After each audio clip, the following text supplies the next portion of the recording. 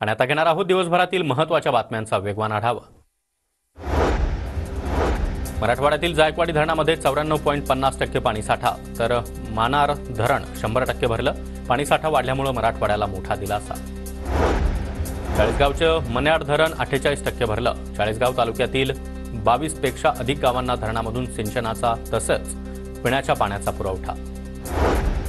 परभणीच्या दुधगाव महसूल मंडळामध्ये अतिवृष्टीमुळे शेती पिकांचं मोठं नुकसान। हेक्टरी 50,000 मदत जाहीर करा, शेतकऱ्यांची मागणी। अमरावती जिल्ह्यामध्ये अतिवृष्टीमुळे शेती पिकांचं मोठं नुकसान। शेतीच्या सर्वेक्षणासाठी पीक विमा कंपनीकडे 48,000 शेतकऱ्यांकडे अर्ज दाखल। धाराशिव जिल्ह्यामध्ये प्रशासनाकडून अतिवृष्टीमुळे झालेल्या नुकसानीचे पंचनामे सुरू। जिल्ह्यामध्ये सोयाबीन, उडीद, मूग आणि ज्वारीचं देखील मोठं नुकसान। नांदेड जिल्ह्यामध्ये 3,41,000 हेक्टर पिकांचं नुकसान। अतिवृष्टीमुळे सोयाबीनचं देखील मोठं नुकसान। जिल्ह्यातील कृषी विभागातील कर्मचारी वेतनातील 10% रक्कम नुकसानग्रस्त शेतकऱ्यांना देणार। छत्रपती संभाजीनगरच्या कन्नडमध्ये अंबादास दानवे यांच्याकडून नुकसानग्रस्त भागाची पाहणी। मुसळधार पावसामुळे शेतकऱ्यांचं मोठं नुकसान। जळगावच्या चाळीसगावमध्ये झेंडूच्या फुलाची आवक घटल्यानं दरांमध्ये वाढ। बाजारामध्ये झेंडूच्या फुलाला 150 रुपये प्रति किलोचा दर।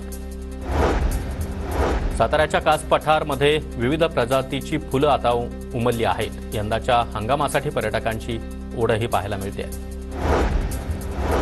राज्य परिवहन महामंडळाकडून भाडेतत्वावरील नवीन 1,310 खासगी बसगाड्यांसाठी निविदा प्रक्रिया सुरू। मुंबई पुण्यासह छत्रपती संभाजीनगर, अमरावती, नागपूर विभागासाठी नवीन बसगाड्या भाडेतत्वावर घेण्यात येणार। लाडकी बहीण योजनेचे अर्ज अंगणवाडी केंद्रामध्ये स्वीकारणार। अंगणवाडी सेविकांव्यतिरिक्त सर्व प्राधिकृत व्यक्तींना देण्यात आलेले अर्ज स्वीकारण्याचे अधिकार रद्द। दिवंगत लोकनेते विलासकाका पाटील उंडाळकर यांच्या पूर्णाकृती पुतळ्याचं अनावरण। कराडच्या कोयना दूध संघाच्या परिसरामध्ये पुतळा उभारला। शंभूराज देसाई, पृथ्वीराज चव्हाण यांच्या हस्ते अनावरण। पाटणमध्ये कराड रहिवासी मित्रमंडळाच्या वर्धापन दिनानिमित्त मंत्री शंभूराज देसाईंच्या उपस्थितीमध्ये मेळाव्याचं आयोजन। देसाई यांच्या हस्ते गुणवंत विद्यार्थ्यांचा सत्कार। माढ्याचे आमदार बबन शिंदे 1 लाखांनी पुन्हा एकदा निवडून येणार। माढ्यातील कार्यक्रमामध्ये एका वृद्ध नागरिकांकडून विश्वास व्यक्त। व्हिडिओ सोशल मीडियावर व्हायरल। राज्यातील शालेय विद्यार्थ्यांमध्ये वाचनाची आवड निर्माण व्हावी यासाठी महावाचन उत्सव, शालेय शिक्षण विभागाचा खास उपक्रम। गणेशोत्सवानिमित्त पुणे शहरातून इंदापूर पोलिसांचा रूट मार्च। गणेशोत्सवानिमित्त कायदा आणि सुव्यवस्था राखण्यासाठी पोलीस दल सज्ज।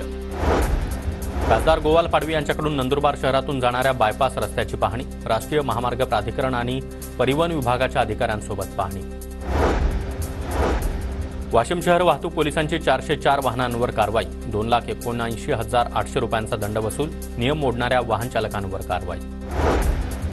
नंदुरबार शहर वाहतूक शाखेच्या मोहिमेमध्ये 480 वाहनधारकांवर कारवाई।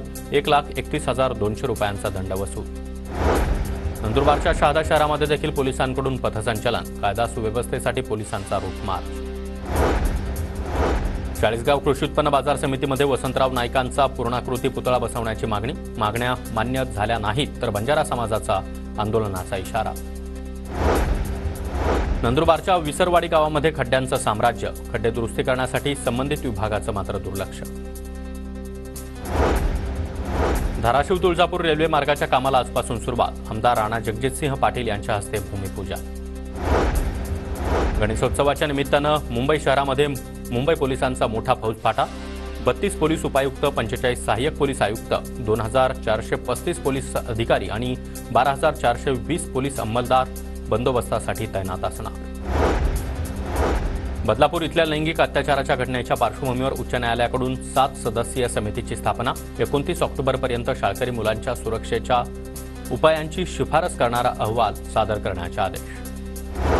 ठाकरे गटाचे माजी नगरसेवक अभिषेक घोसाळकर यांच्या हत्येशी संबंधित तपास आता सीबीआयकडे वर्ग। मुंबई पोलिसांनी केलेल्या तपासामध्ये उच्च न्यायालयाला घोसाळकरांच्या हत्येशी संबंधित अनेक त्रुटी आढळल्या।